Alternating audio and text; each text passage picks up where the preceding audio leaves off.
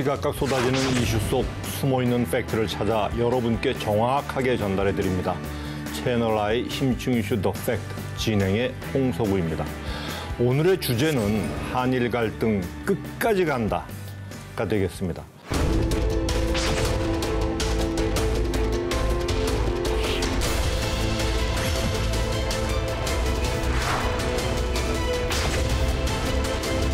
우리도 일본을 백색 국가에서 제외하여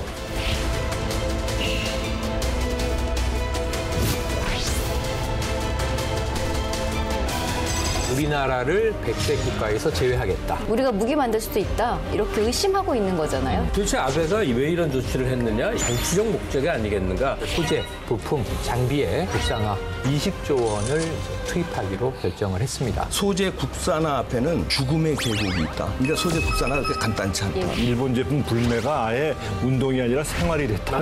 일본의 생산 감소 규모가 8,846억 원. 일본 기업 입장에서 보면 이 정부가 뭐 하는 짓이냐 이렇게 되는 거예요. 내부 갈등으로 이제 번지는 게 아닌가 하는 우려도 나오는데 무조건 일본 싫어가 아니라 내부 갈등은 건강하게 순화될 수도 있다는 생각이 듭니다. 언제고 해결은 해야 되지 않겠습니까? 우리나라와 일본의 대치 상태가 이어지고 있습니다. 나란히 백색 국가 카드를 주고받은 양국은 강대강 대치로 갈등의 장기화를 예고하고 있습니다.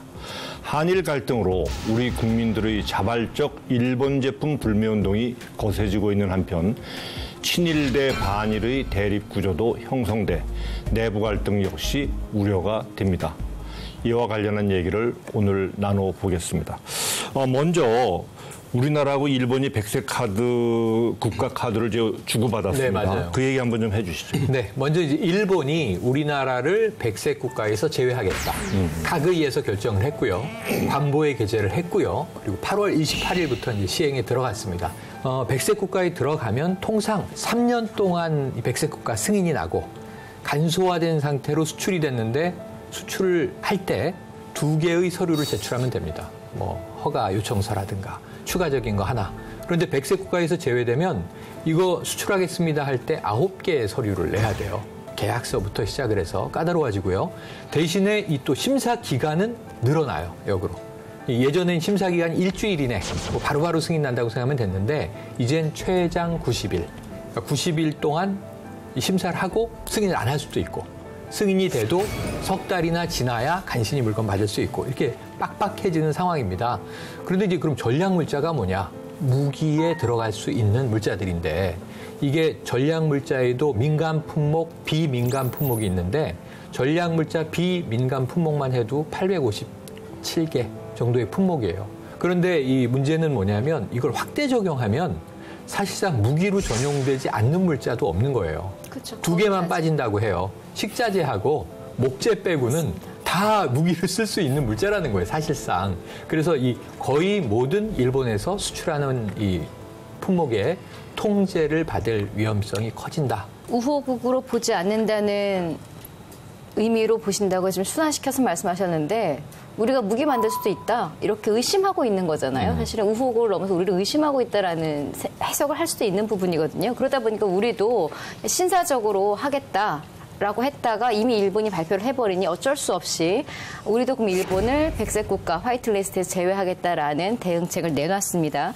방법으로는 일단 백색 국가에 있던 일본만 따로 떼서 그전에는 백색 국가라는 가 지역에 들어있었던 일본을 가-2 지역을 신설을 해서 일본을 거기다가 집어넣어서 배치를 했고요. 이게 이제 일본이 했던 방식과 거의 비슷한 방식을 따라간 겁니다. 일본은 우리나라를 A 지역에서 B 지역으로 옮겼습니다. A가 화이트리스트 국가였고 제외 국가로 간 거죠. 이거와 마찬가지로 우리도 그런 조치를 취했고요. 이렇게 우리나라가 일본을 백색 국가에서 제외하기로 한 이유는 크게 첫 번째는 이거죠.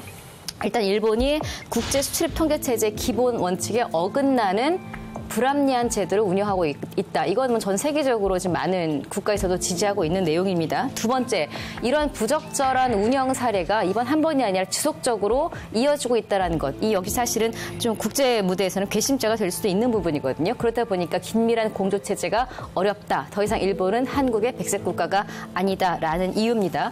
우리도 이제 일본에 수출을 하려면 그 품목들에 대해서 일단 서류, 서류가 이전까지는 3종 3가지 종류만 보면 됐었는데 5가지로 늘어나고요. 심사 기간도 닷새 정도면 됐었는데 이게 3배, 15일.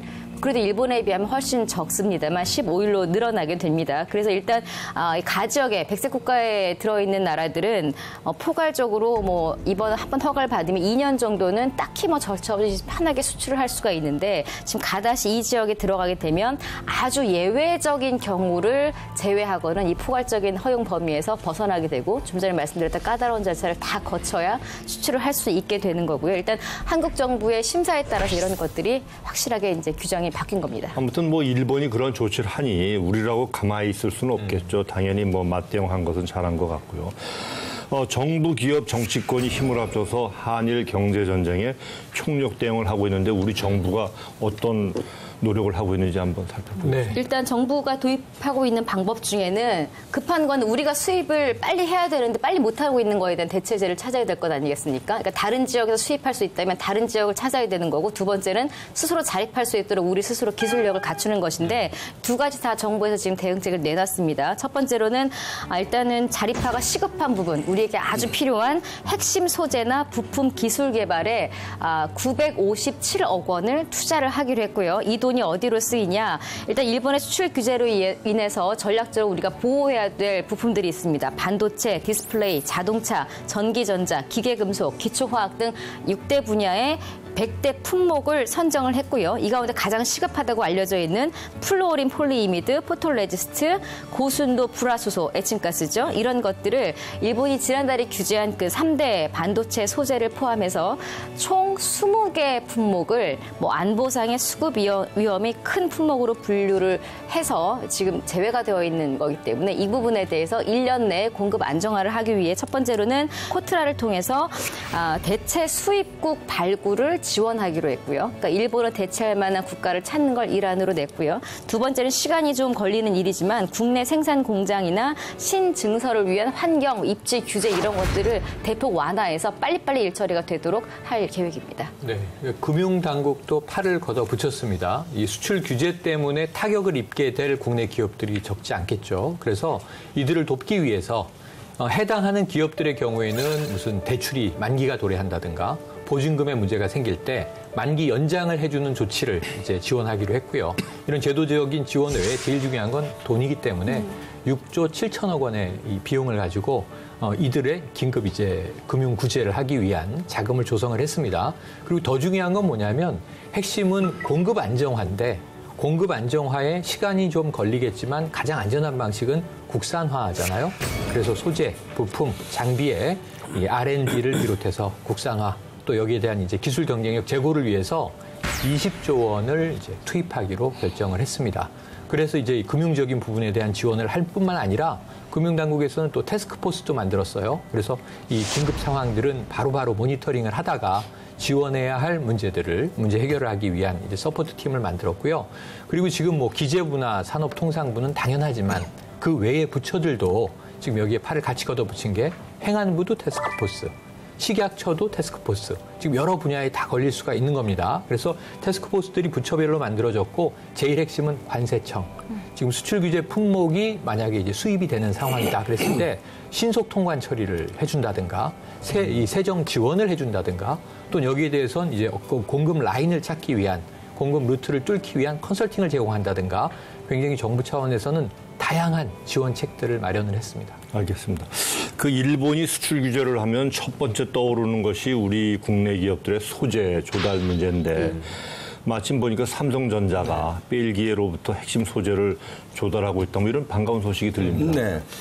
그런데요, 지금 그 삼성전자가 최첨단 칩 제조 공장인데 여기에 그 실리콘 웨이퍼에 회로 패턴을 저장하는 게 있대요. 요거 화학 물질을 일본에서 못 들어오니까 벨기에에서 6 내지 10개월간 들어오기로 이미 구입하기로 물량을 확보했다. 이렇게 알려지고 있고요. 그리고 이제 정부나 일부 언론에서 얘기하는 건 이제 지금껏 이제 뭐 삼성이나 SK 하이닉스라든가 여기서 우리 반도체 기업들이 아직까지 이제 큰 타격을 안 받고 있다. 왜냐하면 이제 수입선 다변화 이런 그 치밀하게 대응하고 있기 때문에 걱정할 거 없다. 이렇게 이제 정부에서 얘기하고 있고요. 보도도 그렇게 나오고 있고요. 또 그 일본이 이번에 1차 수출 규제 때 그 하나를 제외시켜줬어요.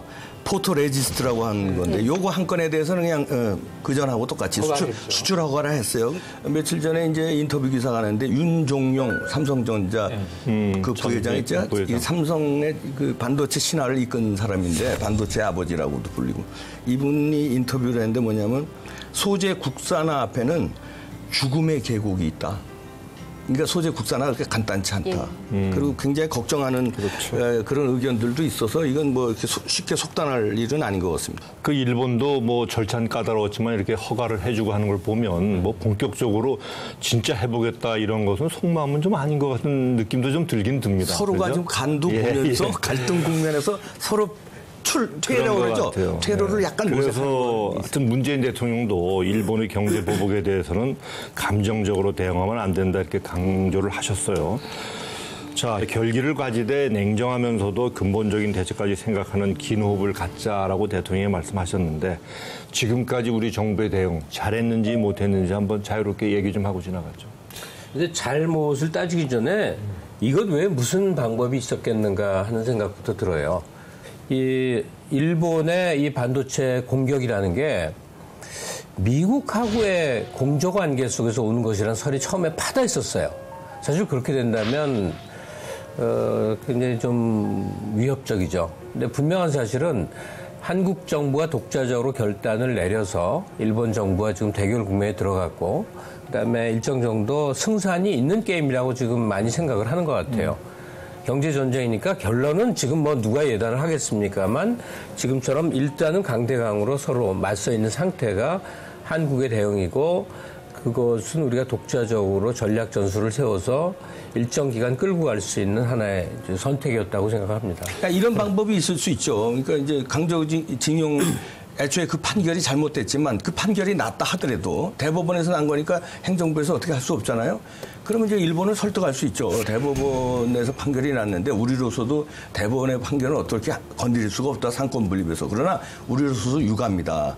그렇지만 이제 그 강제징용 배상은 정부가 할 수 있는 거 아니에요? 그러니까 당신들한테 일본한테 우리가 그 묻지 않겠다. 우리 국가 돈으로 해줄 테니 그 징용 판결 난 거 저 유감이지만 저 넘어가자. 나도 유감, 우리도 유감이다. 대한민국 행정부로서. 그게 외교적인 외교를 통해서는 아니면 대통령끼리 톱다운 방식으로나 이렇게 풀 수도 있죠. 아무튼 근데 뭐 이게 약간 가짜 뉴스예요. 제가 다시 말씀을 드려볼게요. 왜 그러냐면 자, 아까 하신 말씀의 흐름은 맞아요. 그러니까 우리 정부 입장에서는 일본과 관계가 나빠지긴 어려우니 좀 절충을 하자. 사법부의 판결은 어쩔 수 없다. 그럼 예를 들면 사법부 판결을 누가 받은 거냐 하면 피고와 원고가 있잖아요. 그러니까 그때 강제징용 가서 고생하는 노동자분이 난 배상 받겠다, 사과 받겠다라고 소송을 낸 거지. 그렇지. 정부 소송이 아니잖아요. 이게 국가 대 국간의 일이 아니었던 그러니까 거예요. 우리 정부가 그거를 그 개인을 할아버지 저희가 이 1억 배상해 드릴게요 그러니까. 하면 이분은 안 받는다니까요. 지금까지 위안부 할머니들은 치유금도 안 받았어요. 그런 노력도 안 했잖아. 아니 그래서 노력을 했어요. 무슨 노력을 했냐면 문재인 정부가 이 배상금을 일본 기업과 한국 기업이 1대1로 매칭 펀드로 내서 해드리자. 우리도 노력할게. 근데 일본이 한 푼도 안 내면 이분들은 일본이 주는 배상이 아니니까 법적 판결의 의미가 없고 지금 뭐 미쯔비시 중공업의 자산, 국내에 들어와 있는 자산 감유 이런 걸 정부가 하는 게 아니잖아요. 그 개인이 변호사와 함께 해나가는 거라고요. 판결을 받아내면서. 그러니까 과거에는 국가가 개인의 우위에 있었지만 이제 개인의 인권을 법원이 보장해 주는 거니까 이건 정부가 통제할 수 있는 게 아니에요. 그분의 판단이에요. 그래서 우리 정부는 한일 정부는 이분을 위해서 같이 지원하자라는 얘기를 했는데 일본이 노. 왜냐하면 강제징용 배상 판결 자체를 받아들일 수 없다. 왜? 1965년에 끝났으니까. 이 얘기가 된 거예요. 최영일 씨 말에 보탤 수밖에 없는데 도대체 아베가 왜 이런 조치를 했느냐? 일본 입장에서는 우리나라 대법원 판결에 대한 한국 정부의 태도를 지금 문제 삼는 것 같지만 더 심층적으로 들어가면 그건 빌미 아니었겠는가? 한국 정부의 이제 한국 경제 급소를 타격을 한다거나, 그러니까 이 내부의 이 경제 문제나 여러 가지를 외부의 적을 상정하는데. 북한으로는 더 이상 약발이 안 받아서 한국 정부와 갈등 기조를 계속 가져가려고 하는 정치적 목적이 아니겠는가. 이 판단이 현재 대부분의 외신, 미국과 유럽의 아주 유사한 외신들이 내려는 분석 현재 결과예요. 많은 분들이 지금 전 이 본질을 좀 너무 편협하게 보고 있는 것 같아요. 제가 보는 시각은 뭐냐면 이게 일본과 한국의 무역 문제라고 생각할 게 아니라 일본과 한국의 지금 요거 두 나라가 이름이 거론되곤 있습니다만 큰 그림에서 보면 국제 무역의 한 케이스인 거거든요. 관계 그렇죠. 해체. WTO가 왜 있느냐, 국제무역기구 이런 것들이 왜 존재하느냐를 가만히 봤을 때 이렇게 불합리하게 국가 간의 수출이나 수입 관계를 갑자기 일방적으로 어떻게 한 나라에게 의도적으로 불이익을 줬을 때 이런 것들을 막기 위해서 국제기구가 존재하는 거예요. 과연 이거는 한국과 일본만의 문제가 아니라 조금만 시간이 지나면 국제사회에서 분명히 개입을 할 거예요. 이거는 표면적으로는 국제무역기구를 통해서 해결이 돼야 될 문제인 거예요. 일본이 뭐라고 하고 중국이 뭐라고 할 문제가 아니거든요. 좋은 이상론인데 세계 무역 질서가 WTO 중심으로 돌아가지 않는다. WTO가 존재하면서 노력은 하죠. 유엔이 세계 분쟁을 막나요? 못 막죠. 뭐 이사회도 하고 총회도 해도 그냥 의견을 피력할 수 있는 이 담론의 장이 있다는 게 도움이 좀 될 뿐 유엔이 강제력이 없어요. 그리고 WTO도 강제력이 없어요. 일본은 WTO를 싫어하고 미국은 트럼프는 WTO 필요 없다. 우리 탈퇴하겠다까지 얘기하고 있는데 최근에 우리가 상품 이사회, 그다음에 일반 이사회에 국장급 그리고 이제 또 차관급 가서 다 주장했는데 분위기가 썩 좋지 않았어요. 그러니까 다 한국에 공감은 해. 힘들겠다. 일본은 왜 저랬대? 근데 누구도 나서서 뭐 서명을 쓰거나 아니에요. 그건 양국이 해결하세요. 이거예요. 그다음에 어떤 문제가 생겼냐면 저는 이 아세안 회담에서 코미디 같은 일이 벌어져요. 싱가포르 총리가 놀라운 얘기를 합니다. 지금 보니까 일본하고 백색 국가에 싱가포르가 없네? 27개 나라가 있는데 한국을 뺐어요. 26개가 있는데 다 미주 유럽 국가예요. 그러니까 그러면 중국이랑 일본 교역 안 합니까? 하죠. 싱가포르 교역 안 합니까? 하죠. 그럼 타이완 안 합니까? 하죠. 아세안 국가가 엄청나게 일본과 교역을 하는데 백색 국가는 우리만 있었던 거예요. 그럼 중국은 그동안 교역하는데 뭐 굉장히 힘든 줄 알았는데 하고 있었어요, 다. 문제가 뭐냐면 백색 국가에서 제외돼도 일본 내 CP라고 하는 프로그램에 들어가 있는 기업. 이게 자율 기준 준수 프로그램에 가입한 일본 기업들은 백색 국가에 준하는 아까 3년마다 허가를 내준다든가 통관이 좀 간소화된다든가 하는 혜택을 받으면서 왔기 때문에 우리나라 기업이 일본의 CP 허가를 받은 기업과 교육을 하면 백색 국가 아니어도 큰 불편이 없다는 거예요. 문제는 뭐냐면 일본이 우리를 타겟으로 삼았다는 걸 알았기 때문에 이번에 세계의 품목을 찍으니까 반도체가 난리 나는 것처럼 일본이 이제 찝으면 문제가 되는 거예요. 자, 그다음에 일본 기업들 사이에서도 이게 오래 가다 보니까 야, 이거 이러다가 우리 수출 규제도 한계가 오는 거 아니야? 이런 목소리가 나오고 있다고 그래요. 그러니까 결국은 일본이 뭘 안 팔겠다는 거 아닙니까? 안 사겠다는 게 아니라 이거 굉장히 기묘한 일이죠. 세상엔 이런 싸움은 처음 보는 싸움이에요. 근데 일본 입장은 뭐냐면 이게 뭐 하는 짓이냐? 일본 기업 입장에서 보면 이 정부가 아베 정부가 뭐 하는 짓이냐 이렇게 되는 거예요. 그러니까 소재를 한국에 팔아서 누렸던 이 경제 이득을 수치로 보면 굉장히 높습니다. 일본 산업 전체에서 비중은 적을지는 모르지만 이게 거의 독점적이다시피 해갖고 한국하고 대만밖에 팔 데가 없었는데 만약 한국을 놓치면요 아예 소재 회사들이 도산을 할 상황도 되고, 그 다음에 한일 관계가 잘 풀려갖고, 이젠 우리가 팔겠습니다 해도 이미 한국은 국산화를 했거나 뭐 독일, 러시아, 중국 등지에서 들여온다니까 이제 완전히 놓쳐버리는 거고. 하여간 그래서 8월 중순 아사히 신문 사설을 필두로 해서 일본 내에 온갖 여론을 내는 목소리들이 이 사안, 한국을 향한 수출 규제는 잘못됐다. 이것은 전형적인 이 아베 정권이 소위 관저 정치를 한 결과물이다. 재무성의 깊은 토의 과정과 국가 전략을 세운 게 아니라 측근 맺혀서 얘기하다가 그냥 불쑥 결정해버린 관저 정치 폐해다 그래갖고 굉장히 비판받고 있는 중이죠. 그렇습니다. 그런 의견이 좀 많았으면 좋겠는데 저도 우리나라 뉴스를 보니까 일본 도심 한복판에서 반아베 시위를 하는 일본 시민들 사이에 마이크를 잡고 이제 일본 참의원인데 야당 참의원이에요.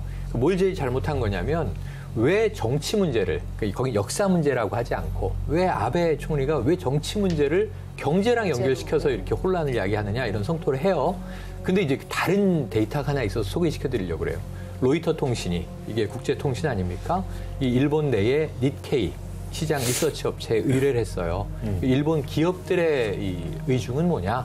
그래서 일본 기업 250개를 이제 샘플링을 해서 여론조사를 했는데 전 이게 굉장히 비관적이었어요. 전 아팠어요, 좀. 뭐냐면 이 응답한 기업의 73%가 아베 총리의 이번 수출 규제 조치는 충분히 설득력 있다.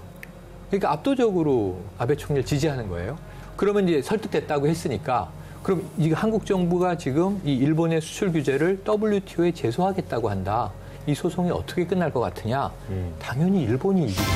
왜냐 해야 할 걸 했는데 이 응답이 93%예요. 시기에 따라 이제 일본 내에서 사태를 깨닫는 과정인데 그 로이터 아마 통신 조사가 8월 초까지의 여론 조사일 8월 거예요. 중순까지, 네. 예, 그러니까 우리도 우리가 대응이 가능하구나를 깨닫는 데까지 한 달 이상이 걸렸거든요. 일본 내에서도 이거 상당히 우리만 데미지 입는 거네라는 자각이 생기는 과정 중에 있기 때문에 더구나 일본은 기업들이 여론조사를 하는데 정부 문제 있어요 이렇게 말하는 분위기가 아닙니다. 그러니까 그걸 다 감안해야죠. 그리고 이제 그 조금 전에 말씀하신 그 조사 결과의 또 다른 면을 제가 말씀을 드리자면 수출 규제로 인해서 일본의 경제 자체는 어떤 영향을 불러오겠느냐라는 이 설문조사에서도 절반 이상이 크게 문제 없을 것이다라는 식이었어요. 구체적으로 말씀드리자면 전혀 걱정하지 않는다. 이 반도체 세계 분야 관련돼 가지고 일본 경제에 미칠 영향 수출을 못하니까요.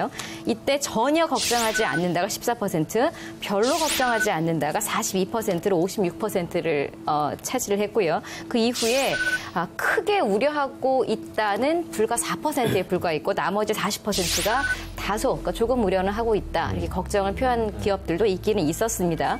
이들 중에 그러니까 걱정을 표하는 기업 중에 상당수는 당연히 반도체 기업들이겠죠. 본인들이 수출을 못하게 되니까 그 부분에 이야기를 했고 또 다른 이제 우려 걱정 중에 하나는 반도체 단가가 상승해서 제조 원가 그러니까 공급품의 제조 원가 자체가 올라가는 게 아니냐 이런 우려도 나왔고요. 또 하나 이제 우려 상황은 이번 사건으로 일본 기업들의 생산성이나 수익성 자체가 악화될 수 있다. 그리고 국제 경기의 침체를 더 가속화시킬 수 있다. 이런 반도체 문제로 이런 것들을 좀 우려 사항으로 꼽았습니다. 결국 일본 정부도 파고는 바라지 않을 것이 분명하고 예. 또 명분은 솔직히 좀 없잖아요. 경제 문제를 정치에 활용하는 거니까.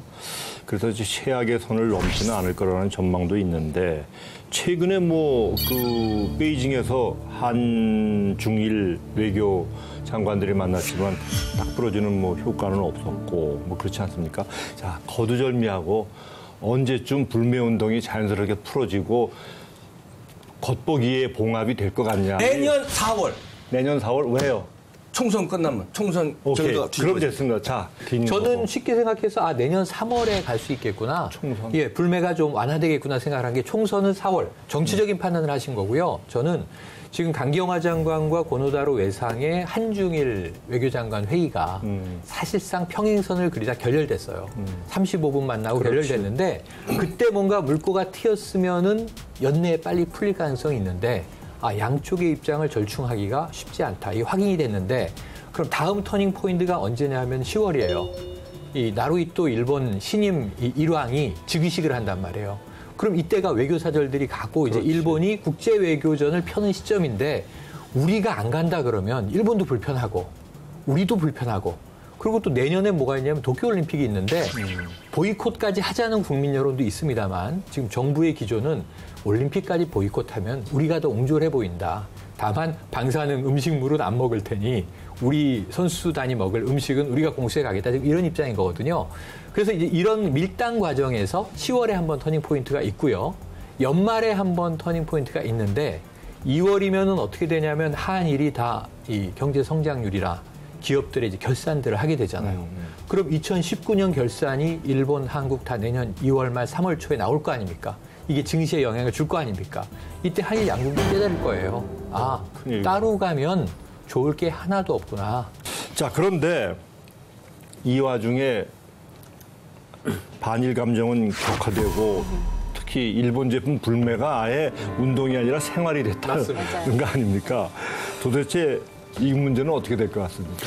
일상에 있는 거의 모든 것, 의류, 화장품, 약품, 유아용품, 식품 등등에 대해서 이제는 생활 속에서 일본의 소재가 들어간 것조차도 쓰지 않겠다. 이거는 할 때는 한번 뿌리를 뽑아야 되기 때문에 그리고 차갑게 안 사버리는 겁니다. 이게 이제 한국의 성숙 정도를 보여주는 건데 유니클로 매장이 하나하나 이제 철수하고 있어요. 리뉴얼이라고 변명들 하지만 성수기에 리뉴얼을 2달씩 한다는 건 말이 안 되지 않습니까?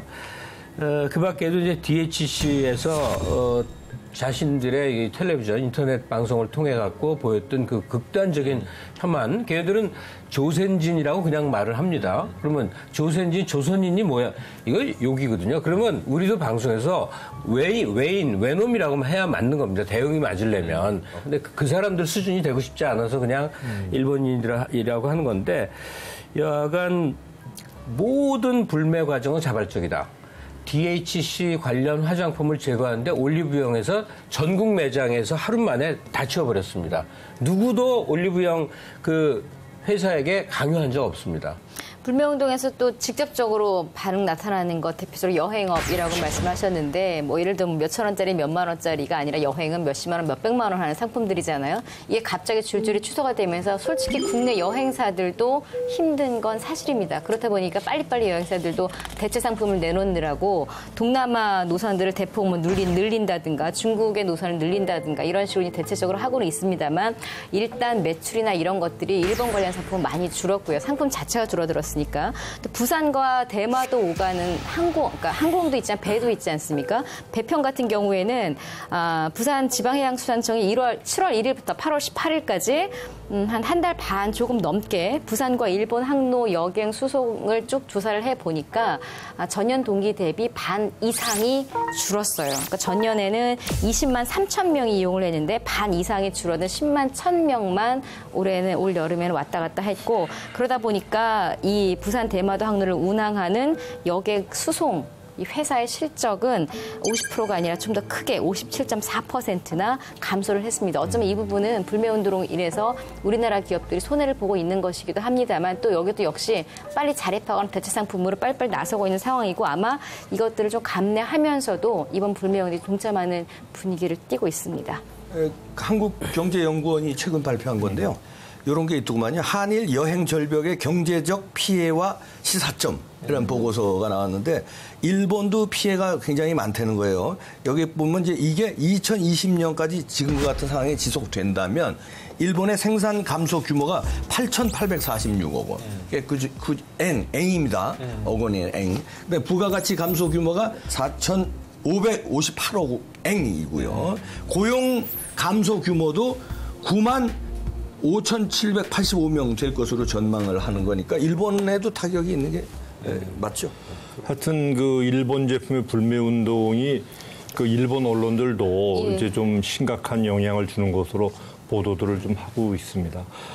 그런데 이런 와중에 또 일본을 지지하고 또 역사 왜곡으로 논란의 중심에 선 사람들도 있어요. 뭐 사람이 다양하긴 하지만 토착 외부란 말도 나오고 또 반일 종족주의라는 책이 베스트셀러에 오르기도 했습니다. 반일 종족주의는 왜 지금 베스트셀러가 되어 있냐면 이영훈 교수인데 서울대 명예교수로 알려졌지만 최근 서울대가 우리 학교의 명예교수가 아니다.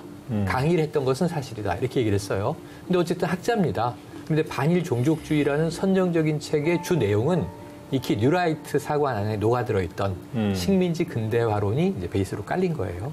근데 이제 이분의 주장이 요즘에 좀 굉장히 국내에서 비판에 직면하고 있는 것은 위안부는 없었다라는 얘기를 해요. 그러니까 돈을 벌기 위해서 전쟁에 군 부대를 따라다닌 매춘부들은 있었는데 강제로 끌려간 성노예는 없었다라고 얘기하니까 그럼 지금 생존해 있는 20분의 위안부 할머니와 우리 평화의 소녀상을 지금 이 일본이 이렇게 건드리고 있는데 여기에 대해서 우리 국민적인 분노가 좀 여기에 대해서는 가해지는 거고요. 또 하나는 좀 이 극우 성향의 온라인 커뮤니티 일베라고 알려진 일베는 지금 예스 재팬 국민들이 노 저팬. 근데 저팬도 아니야. 우린 일본을 미워하는 게 아니라 아베 정권의 저 방식이 마음에 안 드는 거야. 노 아베. 이렇게 또 바뀌기도 하고 그러는데 여기 예스 저팬이고 유니클로 사입기 운동 이런 걸 막 펼치고 있는 거예요. 예를 들면 또 이제 엄마 부대라는 태극기 집회 일부에 주옥순 대표라고 있는데 이 무리가 크게 일었어요. 왜냐하면은 광화문 광장에서 집회와 시위를 하다가 무슨 얘기를 했냐면은 국민의 한 사람으로 아베 총리께 정말 사죄드립니다. 그러니까 국민을 대표해서 지금 일본에 사과를 해버렸어요. 문재인 우리가 대통령 잘못하고 대신해서, 있다고. 예, 네. 문재인 대통령이 그래서 이제 잘못했다. 이런 네. 분들의 경우에는 조금 지금 이제 사회적 물의를 일으키고 있는 흐름이 있습니다. 자, 그러면 이제 한일 갈등이 뭐 일부지만 내부 갈등으로 이제 번지는 게 아닌가 하는 우려도 나오는데 여기에 대해서 좀 의견 좀 나눠보시죠. 근데 이 내부 갈등이라고 표현한 거를 너무 걱정하실 필요는 없는 것 같아요. 소설가 김훈의 남한산성이라는 소설을 보면 이제 청나라 군대가 찾아와서 여기 길을 잘 모를 거 아니에요. 이 길을 전부 누가 가르쳐 주냐면 조선의 백성들이 가르쳐 줍니다. 왜 가르쳐 주느냐? 돈 줘주면 무조건 가르쳐 주는 거예요. 이 민족적 자각이 조선시대에 그렇게 깊지 않았다는 의미도 되고 또 세상에는 이권이 주어지면 혹은 힘이 세면 어떻게든 붙는 세력들을 우리는 경험을 합니다. 그래서 일사늑약 과정에서도 보면 앞장선 건 조선인들이에요. 조선인 대신들이거든요. 왜? 저쪽이 힘 세 보이거든. 그리고 자기에게 이권이 생기거든요. 이 전통이 지금까지 내려오는 것이죠. 그래서 한국에서 이제 우리는 우익이라기보다 우파라는 용어를 많이 쓰는데 애국 우파, 우파하던 분들이 일본의 우익과 완전히 지금 같은 입장에 서서 아베 정권을 막 지원을 한단 말이에요. 이거는 누가 더 힘이 센지에 대해서 본능적인 촉각을 세우고 역사적으로 보면 계속 그 입장에 서왔던 사람들이에요. 그래서 지금 하여간 이 한국 사회 내부에서 우익을 자처하면서 일본과 동조하는 소위 반역자 세력이 전통적으로 있어서 지금 현재 광화문 같은 데 활동을 하고 있으나 시민사회는 그것을 막아낼 것이다. 이게 제2의 임진왜란과 비슷한 상황이기 때문에 시민들이 막아낼 것이다. 네, 이렇게 근데 생각해요. 지금 그 힘으로 평가했는데요. 구한말의 평가가 지금 잘못됐습니다. 구한말에 힘에 붙으려면 영국과 미국에 붙었어야 돼요. 그때 시절에는 패권국이 영국이었고 가장 강력한 동맹국이 미국이었기 때문에 그럼 그때 왜 일본에 붙고 잘못된 판단을 청나라에 붙고 이래는 바람에 일본한테 넘어간 거지 일본에 붙은 게 아니에요. 그때 미국과 영국 편에 섰어야 우리나라를 지켰던 거다. 아니 역설적으로 말하면 그래서 힘을 지금도 마찬가지예요. 지금 힘이 중국에 있느냐 미국에 있느냐 지금 판단을 잘못하면요 경제 전쟁이 아니라 나라가 훅 넘어갑니다. 굉장히 위험한 상황이에요. 그러니까 국제정치 아까 힘을 얘기하셨으니까 힘은 지금 어디 있느냐를 냉정하게 봐야 되고 그 힘에 내가 힘이 아직 모자라면 힘 있는 친구를 둬야 내가 얻어맞지 않는 거예요. 그러니까 온갖 다양한 용어를 써가면서 이제 일본에 친일적으로 부역하는 그런 방송인들, 그런 대학 교수들, 그런 정치인들이 한국 사회에 이번에 검증이 됐습니다.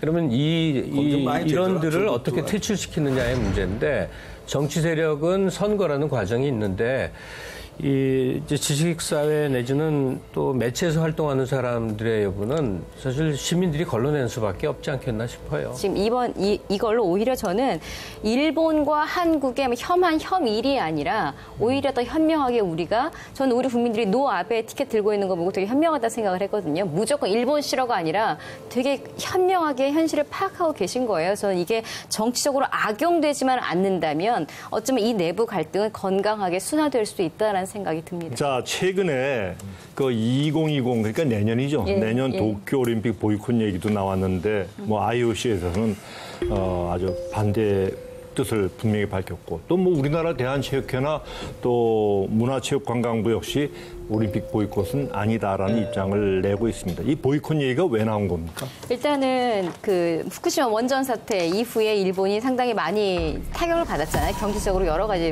가지 문제로. 그래서 이제 그 부분에 대해서 이번 올림픽을 계기로 2020년 도쿄 올림픽을 계기로 이제 모든 것들을 다 끝내겠다. 그래서 이번 올림픽을 일본이 부흥 올림픽이라고 닉네임을 지었어요. 그렇게 할 정도로 첫 번째로는 후쿠시마의 아즈마 야구장이 방사능 오염이 이게 중심에서 70km 정도밖에 안 떨어져 있는 곳이거든요. 그렇다 보니까 뭐 일산에서 분당 정도 거리인 거죠. 그리고 가깝다 보니까 지역 자체에 문제점을 하나를 제기하는 거고요. 또 한 가지는 후쿠시마 쪽에서 나오는 식자재를 가지고 도쿄 올림픽에 어떤 선수들의 식단을 쓰겠다라는 거예요. 활용하겠다라는 건데 이것도 역시 먹지 말자. 음식 보이콧도 역시 같이 나오고 있는 게 이제 우리의 입장인데 우리뿐만 아니라 이 부분에 대해서는 이제 글로벌리 동참하자라고 이제 운동을 벌이고 있는 상황이에요. 앞서서 IOC 이야기 하셨습니다만 아까 제가 말씀드렸던 그 아즈마 구장 처음에 IOC에서는 승인 보류를 했어요. 조금 더 심사를 해봐야겠다. 근데 일본 측에서 적극적으로 공세를 펼쳤고 하다 보니 이제 IOC에서 허가를 해놓은 상태인데 여기에서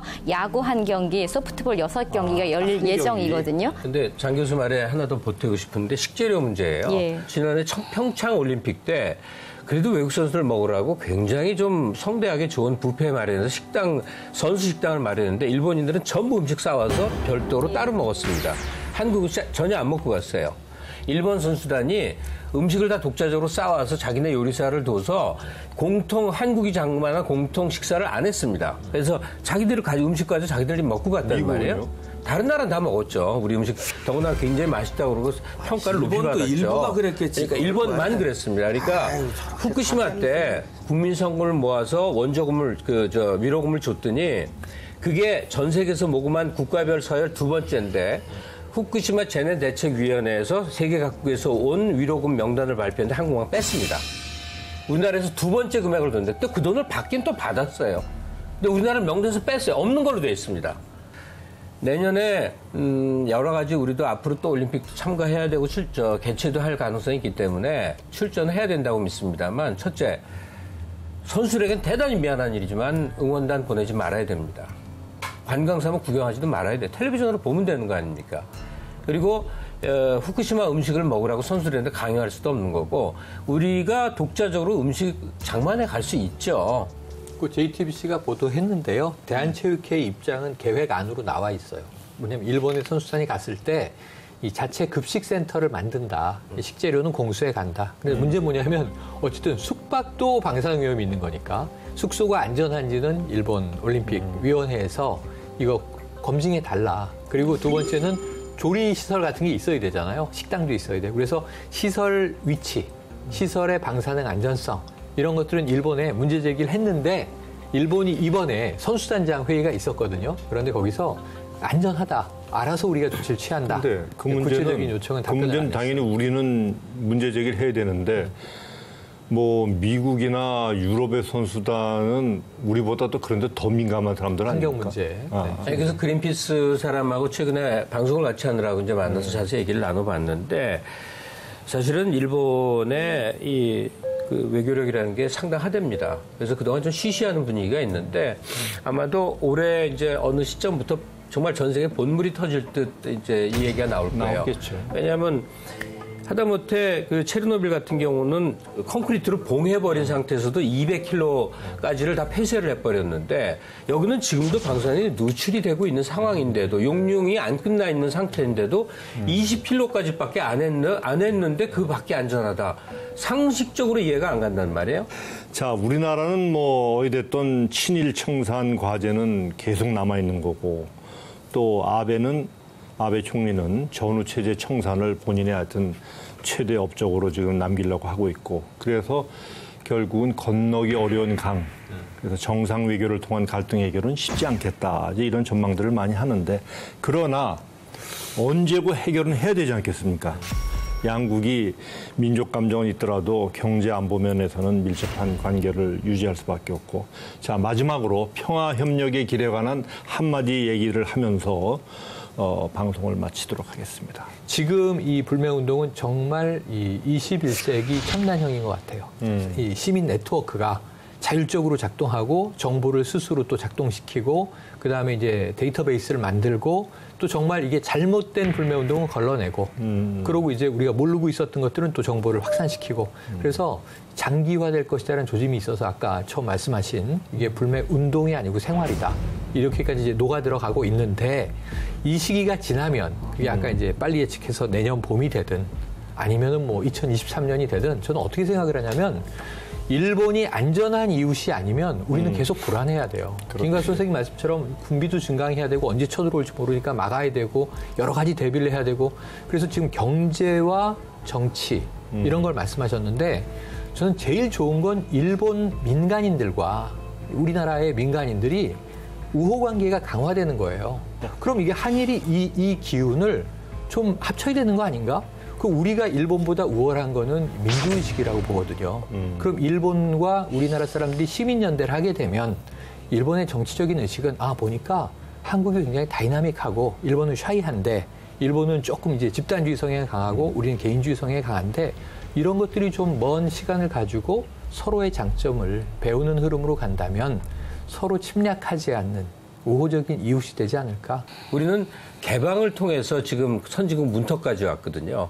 그러니까 남북이 빨리 경제 공동체가 돼서 기차 타고 유럽도 가고 하면서 물류 비용에 있어서 좀 더 든다 하더라도 이제는 더 많은 서방 또 그다음에 다른 나라들 이쪽을 통해 갖고 교육 규모라든지 교류라든지 넓힐 생각을 해야 되는데 왜 한일은 항상 한일로 묶어갈 생각을 하느냐? 우리 뇌리에 왜 일본이 이렇게 껌딱지처럼 붙어 있느냐 이거예요. 지금 일본하고 사이가 나빠. 그럼 예를 들어볼게요. 십몇 년 전에 대만하고 어땠습니까? 대만의 혐한은 지금의 일본 넷 우익들이 하는 혐한보다 아마 강도로 보면 100배는 셌을걸요? 이게 경쟁 관계라고 생각했으니까 지금은 대만의 혐한이 싹 사라졌어요. 차이가 너무 벌어지니까 옛날 아주 극단적인 혐한이 언제 있었냐 하는 시기예요. 일본 없는 세월을 앞으로 우리는 대비를 하고 그러다 또 모르죠. 아주 굉장히 압도적으로 세계 중심 국가 중에 서로 가까이 있네에서 친하게 교류할 수 있을지는 몰라요. 근데 반드시 민간이 교류해야 되고 반드시 경제적으로 오가야 되고 일본 없는 미래를 계획해야 된다. 굳이 평화협력 할 거 없다. 지금 세계 강대국들 어디도요. 심지어 미국이라도 일본과의 경제 단절을 하자고 주장을 못하는 게 지금의 글로벌 경제는 다 이렇게 톱니바퀴처럼 맞물려 있어요. 단절을 할래야 할 수도 없고, 근데 단절을 한다는 게 그 단절의 방법으로 북한과의 평화 경제를 얘기하는데, 아니 규모가 북한 경제는 요만하면 일본 경제는 이만한데 이만한 걸 내버려 두고 요만한 걸 택하는 이유가 사회주의 아니면 뭐 있겠느냐. 국제 정치는 냉혹하니까 힘이 있는 곳하고 동맹과 협력 관계를 맺어야 되는데 그 힘은 미국이 넘버1이고 중국이 넘버2고 일본이 넘버3예요. 그러면 일본 넘버3인데 바로 옆에 있어. 물류 비용도 작게 들어. 그런데하고 협력했는데 일본과 우리의 협력만이 아니라 한미일, 미국이 거기에 중요한 키맨이기 때문에 이걸 부수고자 하는 거는 미국하고도 부수자는 거거든요. 자, 지금까지 한일 갈등 끝까지 간다로 주제를 해서 얘기를 나눠봤습니다. 이제 보통 때와 마찬가지로 한 소절의 노래로 오늘의 토론을 갈무리해 주시기 바라겠습니다. 패널 여러분이 임팩트 있는 한 줄송, 먼저 우리 김갑수 선생님부터. 예, 이번 한일 과정에서 참 우리 한국의 젊은이들 너무 좋다. 그동안 내가 좀 잘못 봤구나 하는데 모두가 그러죠. 불매 운동에 대해서 차갑게 끝까지 간다. 이걸 거의 이 표어처럼 새기고 있더라고요. 차갑게 끝까지 가면서 표정은 어떻게 짓느냐? 포커페이스입니다. 그래? 일본 사람들이 그랬어? 포커페이스. 그냥 대수롭지 않다는 듯이 그러면서 그냥 불매하는 겁니다. 이 레이디 가가의 유명한 노래로 이걸 내가 어떻게 따라 부르죠? 그러게요. Can't read my poker face. 내 마음을 못 읽는다는 거죠. Can't read my poker face. 이봉규 선생님. 저는 크리스토퍼슨의 For the Good Time. 제가 이걸 미국에서 제가 방송할 때 제 프로의 제목이기도 해요. For the Good Time. 이봉규의 For the Good Time이라는 프로를 했었는데 그 첫 가사가 이렇습니다. Don't look so sad.